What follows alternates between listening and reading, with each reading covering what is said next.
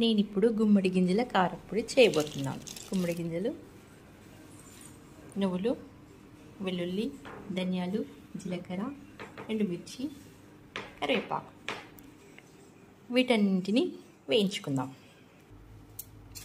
ఇలా గుమ్మడి గింజల్ని ఆయిల్ లేకుండా వేయించుకొని కాస్త ఆయిల్ వేసుకొని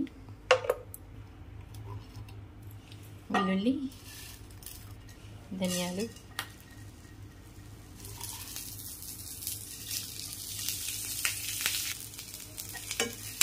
ఇలా ఇవి వేగాక ఇవి చాలా బాగా వేగాయి. ఇవి వేగాక లాస్ట్ నువ్వులు వేసుకొని కాసేపు వేయించుకొని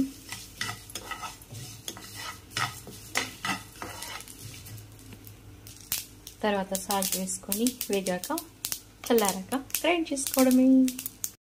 గుమ్మడి గింజల కారప్పొడి రెడీ.